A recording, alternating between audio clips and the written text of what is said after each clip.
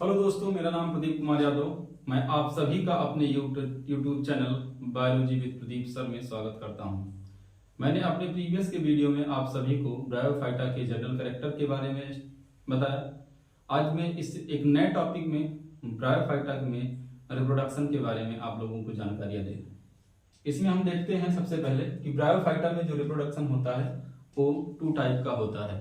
Bryophyta में जो reproduction होता है वो 2 टाइप का होता है। यहाँ पर देखेंगे bryophyte reproduce by vegetative as well as sexual reproduction. अगर ब्रायोफाइटा में देखते हैं तो वेजिटेटिव रिप्रोडक्शन के साथ साथ सेक्सुअल रिप्रोडक्शन भी देखने को मिलता है। Vegetative reproduction is main method, लेकिन यहाँ पर देखते हैं कि जो वेजिटेटिव रिप्रोडक्शन होता है वह एक मेन मेथड होता है। वेजिटेटिव रिप्रोडक्शन का मतलब होता है कि जो ब्रायोफाइटा का थैलस होता है उसके बॉडी का कोई ना कोई पार्ट जो होता है वो टूटता है और टूट करके एक न्यू थैलस को क्या करता है, फॉर्म करता है। यहाँ पर देखते हैं कि जो वेजिटेटिव रिप्रोडक्शन दिया गया है वो फॉलोइंग मेथड दिया गया है। इसमें सबसे जो पहला दिया गया है एडवेंटिटियस ब्रांच। जो ब्रायोफाइटा होता है, ब्रायोफाइटा में जो अपने पेरेंट के ही आइडेंटिकल एक एडवेंटिटियस ब्रांच का फॉर्मेशन हो जाता है। तो यहाँ डायग्राम के माध्यम से समझते हैं। जैसे ये मान के चलिए एक थैलस है, इस थैलस में अभी हम देखते हैं कि एक ब्रांच बनाते हैं एडवेंटिटियस। यहां से एक ब्रांच हम एराइज कराते हैं। ये ब्रांच यहां पर बनती है, ये ब्रांच बनेगी और ये ब्रांच जो कहलाएगी ये कहलाएगी एडवेंटिटियस ब्रांच। एडवेंटिटियस ब्रांच कहलाएगी। आफ्टर सम टाइम क्या करेगी, ये इस थैलस से आफ्टर सम टाइम ये इस थैलस से डिटैच कर जाएगी और जर्मिनेट करेगी, एक न्यू थैलस का फॉर्मेशन करेगी। ये पेरेंट के बिल्कुल क्या होती है, आइडेंटिकल होती है। लिखा गया the branch which identical to its parent. ये जो ब्रांच होती है अपने पेरेंट के आइडेंटिकल होती है। These branch arise from any place. ये जो ब्रांच है ये किसी भी प्लेस पर एराइज करती है एंड डिटैच, और बाद में ये टूट जाती है और टूट करके एक न्यू थैलस को प्रोड्यूस करती है। दूसरा हम देखते हैं, दूसरा मेथड जो होता है बाय ट्यूबर्स। इस तरीके से यहाँ पर एक एडवेंटिटियस ब्रांच का फॉर्मेशन हो जाता है जिससे एक न्यू थैलस का फॉर्मेशन हो जाता है। लेकिन आगे देखते हैं अगला जो दिया गया है, अगला दिया गया बाय ट्यूबर्स। ट्यूबर्स के द्वारा जो वेजिटेटिव रिप्रोडक्शन होता है उसको देखते हैं। जो ट्यूबर्स होता है एक थिक वॉल्ड होता है, नॉन मोटाइल होता है, स्फेरिकल स्ट्रक्चर होती है। जो क्या होता है ट्यूबर्स, एक thick walled non motile spherical structure होती है। बाद में ये क्या करती है, ये बनती है एपिकल नोच के नीचे ड्यूरिंग अनफेवरेबल कंडीशन। यहां पर देखेंगे कि जो ये एपिकल नोच होता है, इसी एपिकल नोच के ऊपर एक ट्यूबर का हो जाता है फॉर्मेशन। एक जो एपिकल नोच है, एपिकल नोच में ट्यूबर के नीचे हो जाता है इसका फॉर्मेशन। ये एपिकल नोच दिया गया है, इसी पे इसका फॉर्मेशन हो जाता है।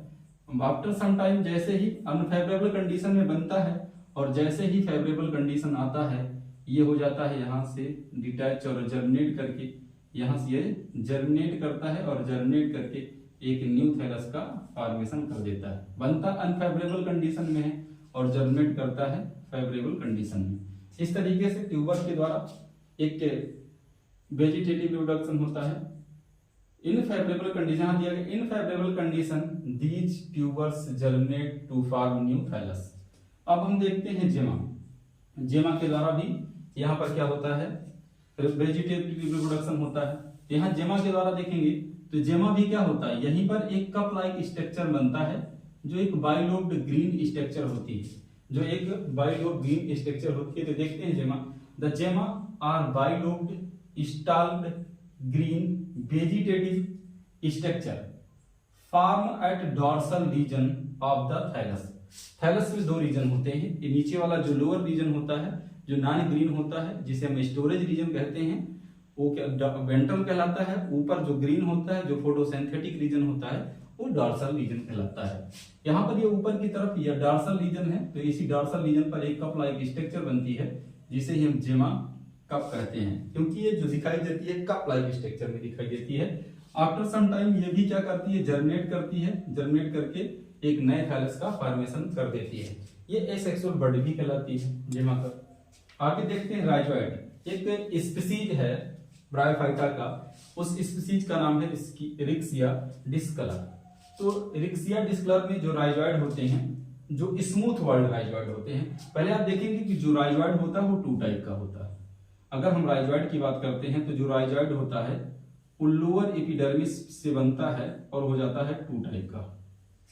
एक होता है स्मूथ वर्ल्ड और दूसरा होता है ट्यूबरकुलेटेड। तो यहाँ पर 2 होते हैं, एक होता है ट्यूबरकुलेटेड, एक होता है स्मूथ वर्ल्ड। ये जो राइजॉइड बन जाएगा ये बनेगा ट्यूबरकुलेटेड, और जो दूसरा राइजॉइड बन रहा है ये स्मूथ वर्ल्ड बन रहा है। और ये लोअर एपिडर्मिस पे होता है, वेंट्रल सरफेस पे जो एपिडर्मिस होती है वहीं से एराइज करता है। ये क्या करेगा, आफ्टर सम टाइम बाद यहीं से क्या करेगा, डिटैच कर जाएगा, टूट जाएगा, और टूट करके एक न्यू थैलस का फॉर्मेशन करेगा रिक्सिया डिस्कलर में। इस तरीके से यहाँ पर अगला भी देखते हैं प्रोटोनिमा। तो प्रोटोनिमा को देखेंगे कि जब सीड क्या करता है, स्पोर जर्मिनेट करता है तो एक थ्रेड लाइक मल्टीसेलुलर स्ट्रक्चर का फॉर्मेशन करता है जिसे हम प्राइमरी प्रोटोनिमा कहते हैं। उसमें से फिर एक थ्रेड लाइक फॉर्मेशन होता है तो सेकेंडरी प्रोटोनिमा होती है। वर्जिन की बेस पर ये 2 टाइप की हो जाती है, प्राइमरी एंड सेकेंडरी प्रोटोनिमा। अब हम देखते हैं सेक्सुअल रिप्रोडक्शन। अब हम बात करते हैं सेक्सुअल रिप्रोडक्शन की, कि सेक्सुअल रिप्रोडक्शन कैसे होता है। मान के चलिए अगर हम ब्रायोफाइटा की बात करते हैं तो मैंने मोनोसियस एंड डायोसियस 2 स्पीसीज बताया है। जब मोनोसियस स्पीसीज होगी उसमें एक ही थैलस पर 2 सेक्स ऑर्गन बनेंगे, मेल एंड फीमेल। तो यहाँ पर जो मेन प्लांट बॉडी होती है गैमेटोफिटिक होती है। यहाँ पर जो मेन प्लांट बॉडी होती है वो गैमेटोफिटिक होती है, मींस यहाँ पर haploid number of chromosome present होगा। यहाँ से मेन प्लांट बॉडी जब मेच्योर होती है तो 2 थैलस 2 सेक्स ऑर्गन बनते हैं, एक मेल बन जाएगा, एक मेल सेक्स ऑर्गन बनेगा और दूसरा यहाँ पर फीमेल सेक्स ऑर्गन बन जाएगा।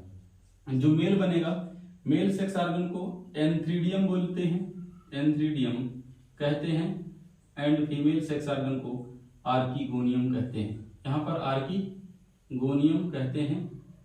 जो एंथ्रीडियम होता है ऊपर का पार्ट तो ग्लोबोस लाइक स्ट्रक्चर का होता है और नीचे का पार्ट जो होता है स्टाल्क लाइक स्ट्रक्चर का बनता है। ऊपर का ग्लोबोस लाइक स्ट्रक्चर बनती है और नीचे का ऐसे मान के चलिए, यहाँ पर एक छोटा सा डायग्राम बनाते हैं तो ऐसे स्टेराइल ये बनता है ऊपर की तरफ, और ये एक स्टेराइल जैकेट से कवर रहता है। इसमें होती है एंडोसाइट मदर सेल, इसमें उपस्थित होती है एंड्रोसाइट मदर सेल एंथ्रीडियम में। उससे बनता है एक मोटाइल एंथेरोजॉइड, एक बनता है मोटाइल एंथेरोजॉइड। यहां मोटाइल मेल गैमेट लिख सकते हैं। यहां पर एक एंथेरोजॉइड या मोटाइल मेल गैमेट का हो जाता है फॉर्मेशन। यहां आर्कीगोनिया की बात करते हैं तो जो आर्कीगोनिया होता है फीमेल सेक्स ऑर्गन वो फ्लास्क लाइक स्ट्रक्चर का होता है, वो फ्लास्क लाइक स्ट्रक्चर का होता है। बेसल पार्ट इसका स्वैलन होता है, कहलाता है बेंटर कैनाल सेल कहलाता है। ऊपर वाला कहलाता है जो स्टार्क लाइक स्ट्रक्चर दिख रहा है नेक कैनाल सेल कहलाता है। इसमें एक इग का फॉर्मेशन हो जाता है, एक इग का फॉर्मेशन होता है, अर्थात आर्कीगोनिया से क्या बनेगा, इग सेल बन जाती है। अब यहाँ पर क्या होता है, ये वाटर मीडियम में क्या होता है, मोटाइल होता है, बाइफ्लैजेलेट होता है, 2 फ्लैजेला प्रेजेंट होते हैं। तो ये वाटर में क्या करेगा, स्विम करके आर्कीगोनियम में पहुंचेगा और इग के सेल के साथ क्या करेगा, फर्टिलाइज करने का काम कर देगा। तो यहाँ पर इस तरीके से क्या बनता है, यहाँ पर जब फर्टिलाइज करेगा तो क्या बनेगा, जाइगोट बन जाएगा, और यहाँ पर ये प्रोसेस क्या कहलाएगी, फर्टिलाइजेशन कहलाएगी।